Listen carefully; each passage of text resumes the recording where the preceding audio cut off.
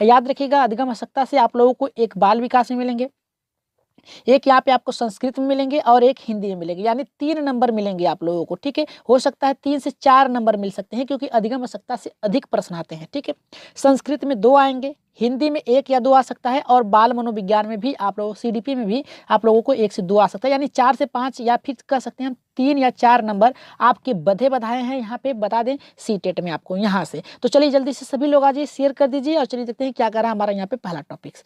प्रश्न भी करेंगे हम लोग, पहले उसके बारे में पहले हम लोग अच्छे से जान लें।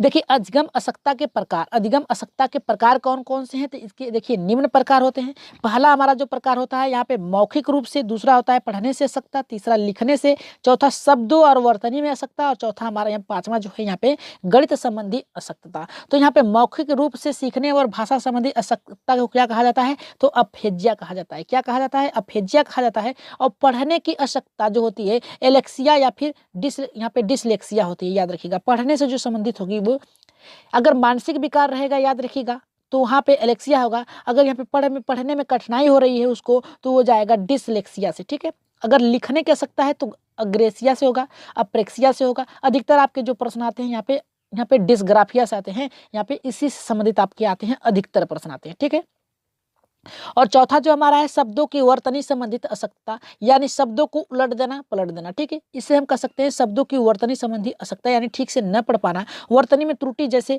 लड़की के स्थान पर लकड़ी कह देना, सरल के स्थान पर सरल कह देना, ये सब क्या है शब्द की वर्तनी अशुद्धि के कारण होते हैं।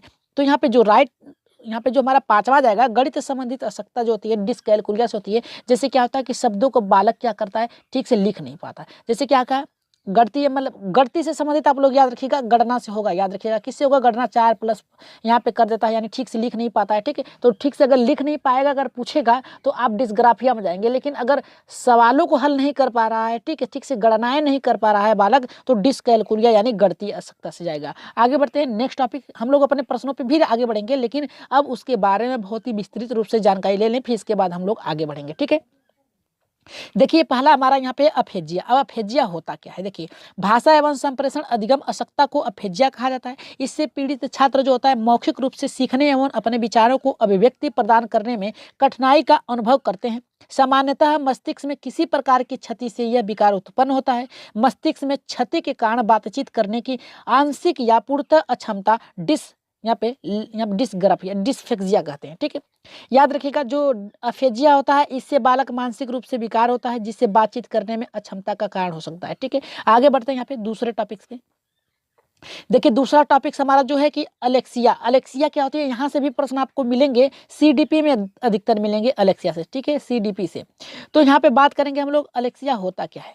देखिए मस्तिष्क में किसी प्रकार की क्षति के कारण पढ़ने में यहाँ पे अक्षमता को अलेक्सिया कहा जाता है। इसमें क्या होता है, देखिए पढ़ने तो दोनों में ही मानसिक विकार होते हैं, लेकिन आप पहचानेंगे कैसे। ठीक है, आप पहचानेंगे कैसे, इसमें क्या होता है कि देखिए अंधता यानी विजुअल अफेजिया, यानी देख नहीं सकता। ठीक है, वो देख नहीं सकता है। ठीक है, देख नहीं सकता, शब्द अंधता या कह सकते हैं पाठ अंधता, विजुअल यहाँ पे अफेजिया भी कहा जा सकता है। अर्जित यहाँ पे अगर कह सकते हैं कि अफेजिया के कारण अफेजिया और डिसलेक्सिया जैसी अधिगम आवश्यकता हो संभव हो सके, किंतु प्रत्येक स्थिति में यह आवश्यक नहीं है कि उसे अलेक्सिया है या फिर यहाँ पे अफेजिया है। तो आगे बढ़ते हैं यहाँ पे नेक्स्ट टॉपिक्स पे देख लेते हैं। आप लोग स्क्रीनशॉट लेते जाइएगा क्योंकि बहुत ही यहाँ से प्रश्न आप लोगों को एक तो मिलेंगे, ये 2 सीडीपी में मिलेंगे, 2 आपके हिंदी में मिलेंगे और संस्कृत में भी मिलेंगे।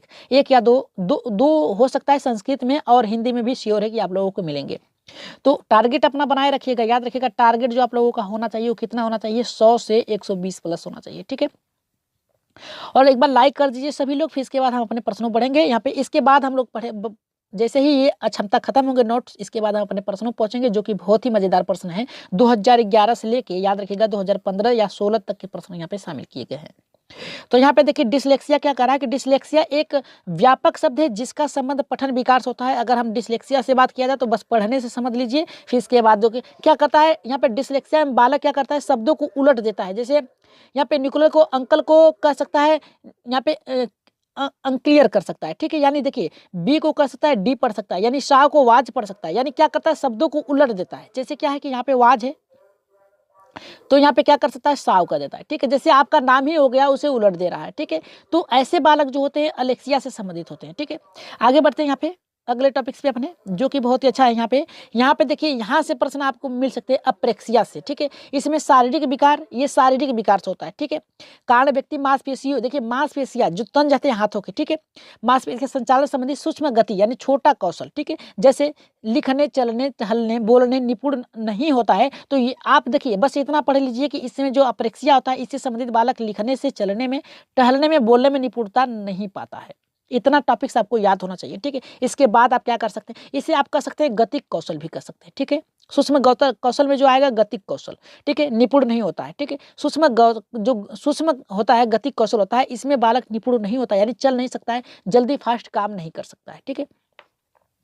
तो आगे बढ़ते हैं, यहाँ पे 5वें टॉपिक्स पे देखते हैं 5वां क्या है, फिर इसके बाद हम लोग अपने टॉपिक्स पे आगे बढ़ेंगे। डिस्ग्राफिया, यहाँ पे करा कि यहाँ पे डिस्फीजिया, तो इसके अंतर्गत क्या आता है, देखिए डिस्ग्राफिया जो होता है, इसके अंतर बहुत, ये देखिए आपको आएंगे लिखने से संबंधित, यहाँ से प्रश्न बनेंगे, ठीक है। डिस्ग्राफिया लिखने से संबंधित अशक्तता को कहा जाता है। इसमें या तो बच्चा ठीक से लिख नहीं सकता अथवा उसकी लिखावट ठीक नहीं। अगर देखिए प्रश्न बनता है कि एक बालक की लिखावट सही नहीं है, ठीक है, लिखावट सही नहीं है, तो वो किस अक्षमता से प्रेरित है, यहाँ पे पीड़ित है, तो आप कह सकते हैं डिस्ग्राफिया से। किससे है, डिस्ग्राफिया से है। इसका कारण हो सकता है हाथ की हथेली, जो उसकी हाथ की बनावट है, ठीक है, हाथ की बनावट जो है ये सही नहीं होता, ये मुड़ जाते, कितने लोगों का टूट जाता है, इसके कारण भी क्या करता है, बालक ठीक से लिख नहीं पाता है, ठीक है। ये मस्तिष्क में गड़बड़ी के कारण भी हो सकता है, ठीक है। यहाँ पे देखिए ऐसे बालक को आप डिस्ग्राफिया कह सकते हैं जो लिखने में सही नहीं हो। आगे बढ़ते हैं, यहाँ पे डिस्कैलकुलिया, ये भी बहुत ही अच्छा आपका है, ठीक है। यहाँ से भी आपके प्रश्न बनते हैं। इसके बाद 2 और पढ़ेंगे, फिर इसके बाद हम अपने टॉपिक्स पे आगे बढ़ेंगे। डिस्कैलकुलिया क्या होता है, याद रखिएगा, डिस्कैलकुलिया ऐसी अधिगम अक्षमता है जिसमें बच्चे अंक गणित को समझने में कठिनाई का अनुभव करते हैं। इसे यहाँ पे कह रहा है कि न्यूमलेक्सिया, ठीक है, भी कहा जाता है। डिस्कैलकुलिया कई प्रकार के होते हैं, याद रखिएगा। यहाँ पे डिस्कैलकुलिया भी कई प्रकार के होते हैं, जैसे यहाँ पे करा है ग्राफिकल यानी लिखने से, ठीक है। दूसरा करा कि डिस्कैलकुलिया गणना करने से। यहाँ पे करा कि डिस्कैल्फियन यानी समांतर उसमें तुलना करना। और यहाँ पे करा कि डिस्कैलकुलिया, तो आपको समझ में आ गया है, डिस्कैलकुलिया यही एक ही है। और यहाँ पे वर्बल कैलकुलिया यानी जोड़ घटाना में, ठीक है। तो ऐसे जो बालक आते हैं डिस्कैलकुलिया यानी कह लीजिए गणना, ठीक है, याद रखिए गणना संबंधित जो बालक होंगे वो डिस्कैलकुलिया से संबंधित होंगे, ठीक है। इसके बाद ये है डिस्थीमिया, तनाव की अवस्था, इसे कह सकते हैं डिस्थीमिया, गंभीर तनाव की अवस्था को कहा जाता है। इसमें मनोविकार के प्रतिकूल प्रभाव पड़ता है, बालक पर अधिगम पड़ता है। इस्थीमिया में, यहाँ पर डिस्थीमिया की अवस्था में व्यक्ति मनन स्थिति यानी चिंतवित हमेशा निम्न होता है, यानी सोचने में उसकी कमी हो जाती है डिस्थीमिया में, ठीक है, तनाव में रहता है। अगर आप ग्रसित हो जाएंगे, जैसे ही आपको देखिए, जैसे ही सी-टेट, याद रखिएगा सी-टेट आपका नजदीक आएगा, 2 से 3 दिन रहेगा, आप देखिए जो पढ़े रहेंगे अगर फिर उसी को रिपीट करेंगे ना, तो आपको तो सही रहेगा। लेकिन अगर नए से पढ़ेंगे, फिर से कोई दूसरा मिल गया, तो ये आपका भूलना तय हो गया। तो याद रखिएगा, एग्जाम से 1 दिन पहले कुछ न पढ़िएगा, आराम से सोइएगा, ठीक है। मस्तिष्क आपका स्वस्थ होना चाहिए, एकदम आराम से रिलैक्स दीजिएगा, फिर इसके बाद एग्जाम में बैठिएगा। ये नहीं कि आपका कल सुबह एग्जाम है तो आप रात से ही पढ़ते पढ़ते चले जाएं, और यहाँ पे आप क्या करेंगे, अपने मस्तिष्क को गड़बड़ी के स्थान पे पहुंचाएंगे, यानी अशक्तता के कारण पहुंचा सकते हैं, ठीक है। तो आप 1 दिन पहले रेस्ट लेंगे, ठीक है, रेस्ट लेंगे। बस क्या है, जो आप पढ़े बस वही पढ़ेंगे, नया कुछ नहीं पढ़ेंगे। नया पढ़ेंगे तो जो पुराना है उसमें उलझन आ जाएगा कि ये सही है कि ये सही है, क्योंकि एग्जाम के डायरेक्ट एकदम एग्जाम के दिन या फिर एग्जाम से पहले आपको जो बताया जाता है कुछ ना कुछ उलट-फेर कर दिया जाता है, जिससे आप उसमें कन्फ्यूज हो जाते हैं, ठीक है। तो 1 दिन पहले आप रेस्ट जरूर लीजिएगा, कुछ मत पढ़िएगा। अब डिस्मोर्फिया क्या होता है, देखिए ये भी प्रश्न आपके बनते हैं डिस्मोर्फिया से। डिस्मोर्फिया एक ऐसा मनोविकार है, ठीक है, मेंटल यहाँ पे करा कि डिसऑर्डर है, जिसमें व्यक्ति को एक भ्रम हो जाता है, यानी भ्रम हो जाता है। जैसे क्या होता है कि अंगों का कौन सा अंग छोटा है, कौन सा बड़ा है, कौन आप किससे छोटे हैं, किससे बड़े हैं, इसमें प्रतिकूल प्रभाव इसके अधिगम पे पड़ता है। यानी वो उसी में सोचता रहता है कि मैं उनसे छोटा हूँ, वो कहेगा कि मैं इनसे ज़्यादा बड़ा हूँ, यानी यही आपको सोचते रहेंगे वो गोरा है, वो यहाँ पे काला है, ऐसे आप क्या कर देंगे, उसमें बचे रह जाएंगे, ठीक है। डिस्मोर्फिया के अंतर्गत आता है। अब आगे बढ़ेंगे, यहाँ पे या अधिगम अशक्तता के कैसे पहचान सकते हैं, यहाँ से आपके प्रश्न को जो क्लियर करेंगे आप यहाँ से करेंगे कि कैसे पहचान सकते हैं। देखिए अधिगम अशक्तता वाले बच्चों की पहचान अत्यंत सरल है, याद रखिएगा, अत्यंत सरल है, यानी बहुत ही आसान है। क्या करा है, इस प्रकार के छात्रों को निम्न प्रकार से समस्याओं में देखी जा सकती है। पहला देखिए करा कि छात्र उचित प्रकार से पढ़ नहीं पाता, यद्यपि उसके मौखिक उत्तर बुद्धिमान पूर्वक नहीं होते हैं।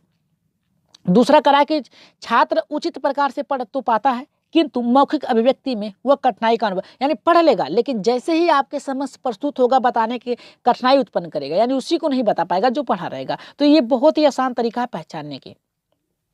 कुछ छात्र अवतरणी में त्रुटियां करते हैं, यानी बोलने में त्रुटियां करते हैं, ठीक है। शब्दों को अक्षरों में सही क्रम में नहीं लिखते हैं, शब्दों को कई अक्षरों के लिखते समय छोड़ देते हैं, रिक्त स्थान छोड़ देते हैं, ठीक है। अब यहाँ पे देखिए, जैसे यहाँ पे देखिए दिया है, गलतियां करते हैं कि 12 को 21 लिख देते हैं, 79 को 98 लिख देते हैं, 89 को 98 लिख देते हैं, ठीक है। तो ऐसे बालक करते हैं। मन व्याकुल रहना, सारणी यहाँ पे समय सारणी के अनुसार कार्य न कर पाना, जैसे गृह टाइम से न जमा करना, ये भी आपका इसी के कारण आएगा, ठीक है, अशक्ता के कारण आएगा। अब इसके बाद देखिए यहाँ से आपके प्रश्न जो बनेंगे, यहाँ पे 2 टॉपिक्स और है, फिर इसके बाद हम क्या करेंगे, अपने प्रश्नों पे बढ़ेंगे, ठीक है। चतुर प्रतीक होने एवं कोई भी शारीरिक दोष न होने के बावजूद पढ़ाई में कमजोर होना, यह परीक्षा निष्पादन ठीक से नहीं कर पाता है। याद रखिएगा, अगर शारीरिक रूप से सही भी है तो वो दोष पाया जाता है किसी ना किसी तरीके से। यहाँ पे देखिए नेक्स्ट करा है, कभी इतना अधिक उत्तेजित हो जाता है, यानी क्रोधित हो जाता है, किसी कार्य को पूरा कर पाने में असमर्थ होता है। तब अगर कोई कार्य में नहीं कर पाता है तो उसमें ज़्यादा क्रोधित हो जाता है। अब नेक्स्ट जो हमारा बनता है, पढ़ते समय शब्दों या पंक्तियों को छोड़ देना, शब्दों में निहित अक्षरों को अलग अलग करके पढ़ना। और यहाँ पे लास्ट हमारा है कि शब्द एवं ध्वनि के बीच मान्य, यहाँ पे साम्य स्थापित करने में कठिनाई, यानी शब्दों के ध्वनि के बीच में तालमेल नहीं बैठा पाना, ऐसे बालक होते हैं, ठीक है। अब बात करेंगे यहाँ पे अपने प्रश्नों पे। जल्दी से आ जाइए सभी लोग, प्रश्न करने के लिए अगर तैयार है तो जल्दी से क्या करिए, कमेंट कर दीजिए। 2011 से लेकर 2016 तक के प्रश्न चलेंगे, तो जल्दी से सभी लोग आ जाइए। एक बार लाइक कर दीजिए, जो लोग नए हैं अभी तक हमारे चैनल को लाइक या सब्सक्राइब नहीं किया तो सब्सक्राइब जरूर करिएगा, ठीक है। सब्सक्राइब करने के साथ बेल आइकन जरूर दबा लीजिए ताकि नोटिफिकेशन आपके पास पहुंचता रहे। तो लाइक तो बनता है। चलिए देखते हैं पहला क्या करा है। विशेष रूप से प्राथमिक स्तर पर विद्यार्थियों की सीखने संबंधित समस्याओं को संबोधित करने का सबसे बेहतर तरीका है। पहला का यहाँ पे देखिए, ये सीटेट 2011 में आया है। पहला करा कि अक्षमता के अनुरूप विभिन्न शिक्षार्थी यहाँ पे पद्धतियों का प्रयोग करना। दूसरा करा है कि महंगी और चमकदार सहायक सामग्री का प्रयोग करना। और तीसरा करा है सरल और रोचक सहायक सामग्री का प्रयोग करना। और यहाँ पे चौथा करा है कहानी कथन पद्धति का प्रयोग करना। तो इसका पहले का राइट आंसर क्या जाएगा, देखिए पहले का यहाँ पे देखिए क्या कर रहा है कि विशेष रूप से प्राथमिक स्तर पर विद्यार्थी सीखने संबंधित समस्या, यानी सीख नहीं पा रहा है। तो कठिनाई तो है, कठिनाई किसमें है, उसके अक्षमता से। राइट आंसर यहाँ पे पहले के साथ जाएगा। याद रखिएगा किसके साथ जाएगा, यहाँ पे पहले के साथ जाएगा, ठीक है। अक्षमता का शिकार है, याद रखिएगा। आगे बढ़ते हैं, यहाँ पे दूसरे प्रश्न पे देखते हैं दूसरा कितने लोगों का सही होता है। डिसलेक्सिया किससे संबंधित है। पहला यहाँ पे कह रहा है कि मानसिक विकार, गणितीय विकार, पठन विकार। यहाँ पे कह रहा है कि व्यवहार संबंधित विकार। तो इसका राइट आंसर क्या जाएगा, देखिए पढ़ने से संबंधित जो होगा अलेक्सिया जाएगा, ठीक है। ठीक है, राइट आंसर यहाँ पे क्या जाएगा, जल्दी से यहाँ पे बता दीजिए हमारा यहाँ पे जी। इसका राइट आंसर क्या जाएगा, जल्दी से कमेंट करिए। यहाँ पे अलेक्सिया किससे संबंधित है, मानसिक विकार से, गणितीय विकार से। गणितीय जो चला जाएगा, याद रखिएगा यहाँ पे कैलकुलिया से चला जाएगा। किससे जाएगा, कैलकुलिया से, सॉरी यहाँ पे डिसकैलकुलिया से जाएगा, याद रखिएगा। और यहाँ पे मानसिक विकार जो जाएगा, याद रखिएगा जो आपकी मानसिक विकार जाएगी ये आप किससे संबंधित होगी, ये अलेक्सिया से संबंधित होगी, ठीक है। ये अलेक्सिया से जाएगा, अलेक्सिया से जाएगा। और पठन विकार आपका यहाँ पे जाएगा डिसग्राफिया से, डिसलेक्सिया से जाएगा। राइट आंसर यहाँ पे किसके साथ होगा, तीसरे के साथ जाएगा। आगे बढ़ते हैं यहाँ पे तीसरे प्रश्न पे, देखते हैं तीसरा क्या करा है, जो कि बहुत ही अच्छा प्रश्न है। तीसरा करा 5वीं कक्षा के दृष्टिबाधित बाधित विद्यार्थी।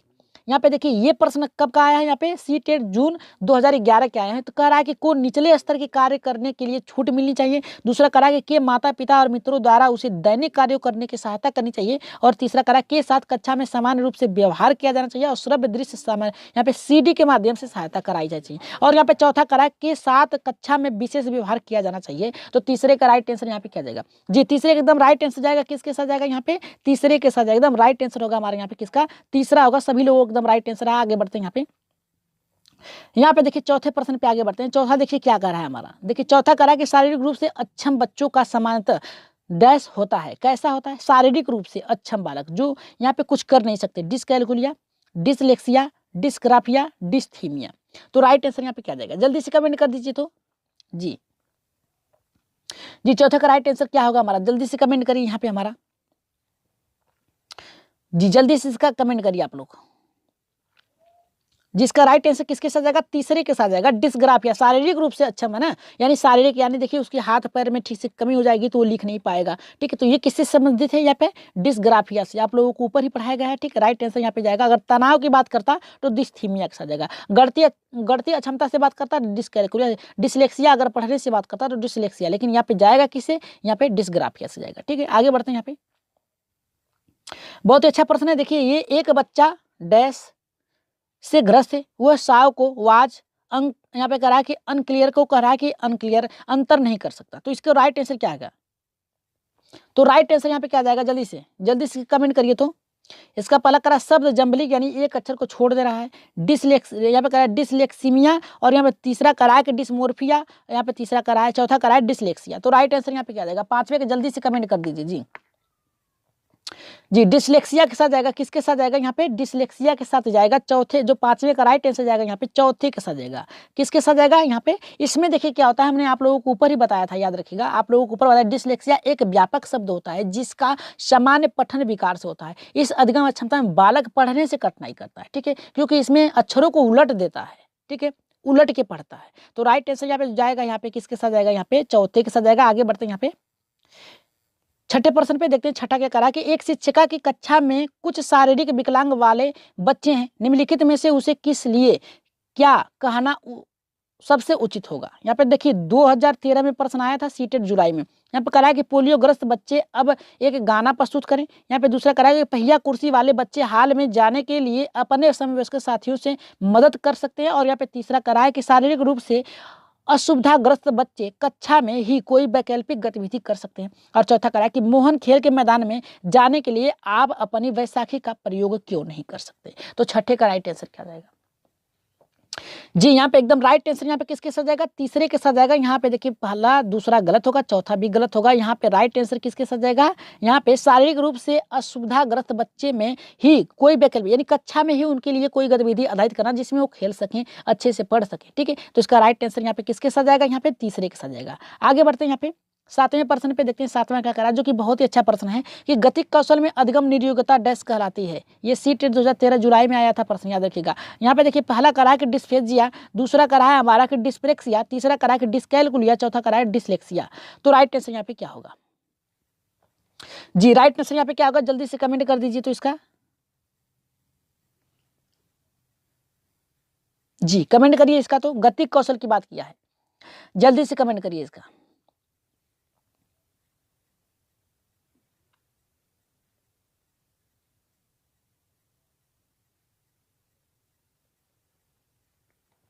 जी कमेंट करिए इसका। देखिए सातवें का जो राइट आंसर जाएगा किसके साथ जाएगा, यहाँ पे डिस्प्रेक्सिया के साथ जाएगा। याद रखिएगा यहाँ पे डिस्प्रेक्सिया से जाएगा, ठीक है। इसमें क्या होता है बालक, याद रखिएगा, डिस्प्रेक्सिया जो होता है ये देखिए, ये बहुत ही देखिए यहाँ पे ये तीनों आपको याद करना पड़ेगा, ठीक है, ये तीनों चारों याद करना पड़ेगा। जिसमें आप क्या करेंगे, इससे क्या होता है कि आपके जो हिंदी और संस्कृत और जो यहाँ पे सीडीपी में प्रश्न आते हैं, आपके 1 नंबर तो मिल जाएगा, ठीक है। तो ये आपको याद करना पड़ेगा। तो डिस्प्रेक्सिया इसका राइट आंसर होगा। अप्रेक्सिया, देखिए अप्रेक्सिया ऐसी शारीरिक विकार है, याद रखिएगा। इसमें क्या होता है, बालक जो होता है इसमें गतिल कौशल यानी छोटे कौशलों को नहीं कर पाता, ठीक से कर नहीं पाता है, ठीक है। तो ये देखिए आपके किससे संबंधित होंगे, यहाँ पे डिस्प्रेक्सिया से। आगे बढ़ते हैं यहाँ पे 8वें प्रश्न पे देखते हैं। 8वां क्या करा, अधिगम निरयोग्यता। देखिए यहाँ पे बात किया है अधिगम निरयोग्यता है क्या है भैया। यहाँ पे करा सीटेट जुलाई 2013 में यह भी प्रश्न आया है। करा कि समुचित यहाँ पे निवेश के साथ सुधार योग्य नहीं है होती। दूसरा करा कि एक स्थिर अवस्था है। आप यहाँ पे तीसरा करा कि एक चर अवस्था। चौथा करा हमारा कि जरूरी नहीं कि कार्य पद्धति की हानि हो। तो ये प्रश्न भी आपके आ सकते हैं। तो राइट आंसर यहाँ पे क्या होगा, जल्दी से कमेंट कर दीजिए 8वें का जी। तीसरे के साथ जाएगा एक चर अवस्था है, क्या है, एक चर अवस्था है। तो इसका राइट आंसर क्या जाएगा, यहाँ पे तीसरे के साथ जाएगा एक चर अवस्था है। तो आगे बढ़ रहे हैं यहाँ पे हम अपने 9वें प्रश्न पे देखते हैं। 9वां क्या कह रहा है, देखिए 9वां प्रश्न भी बहुत अच्छा है कि भाषा अवबोध से संबंध विकार है। ये 2014 में आया था। कब आया था, 2014 में आया था। करा कि चलाघात, पठन वैकल्प, वाक संबंधित, यहाँ पे करा कि यहाँ पे भाषाघात। तो राइट आंसर यहाँ पे क्या जाएगा, जल्दी से कमेंट कर दीजिए 9वें का। तो जी 9वें एकदम राइट आंसर जाएगा, किसके साथ जाएगा, यहाँ पे चौथे के साथ जाएगा, भाषाघात होगा। यहाँ पे राइट आंसर हमारा यहाँ पे 9वां का चौथा होगा। आगे बढ़ रहे हैं यहाँ पे। ये प्रश्न 2014 में आया है, सीटेट फरवरी 2014 में आया है। निम्नलिखित में से कौन सा विकासात्मक विकास का उदाहरण नहीं है। नहीं की बात किया है। देखिए पहला करा कि आत्मविमोह, दूसरा करा है कि प्रमस्तिष्क घात, तीसरा करा है कि यहाँ पे करा पर अभिघात जन तनाव, और यहाँ पे चौथा करा है कि न्यूज अवधान सक्रिय विकार। तो इसका राइट आंसर क्या जाएगा, जल्दी से कमेंट कर दीजिए यहाँ पे जल्दी से जी यहाँ पे 10वें का राइट आंसर जाएगा, तीसरे के साथ जाएगा न्यून अवधान सक्रिय विकार। क्योंकि यहाँ पे क्या कहा है कि यहाँ पे कौन सा विकासात्मक का उदाहरण नहीं है। तो नहीं है यहाँ पे न्यून माने कम, अवधान यानी कम जो रुकावट है, सक्रिय विकार। तो यहाँ पे विकार। तो राइट आंसर यहाँ पे किसके साथ जाएगा, यहाँ पे चौथे के साथ जाएगा। आगे बढ़ते हैं यहाँ पे 11वें प्रश्न पे देखते हैं। ये प्रश्न 2014 में ही आया है आपका, इसको भी देख लेते हैं। शब्दों में अक्षर के क्रम को पढ़ने में कठिनाई का अनुभव करना, अक्सर चाक्षुष मतलब देखने में स्मृति का हास डैश से संबंधित है। किससे संबंधित है? कराए कि डिसलेक्सिया से, डिसकैलकुलिया से, डिसग्राफिया से, डिस्प्रेक्सिया से। तो राइट आंसर यहाँ पे क्या जाएगा जी? राइट आंसर यहाँ पे 11 का क्या जाएगा? जल्दी से कमेंट कर दीजिए।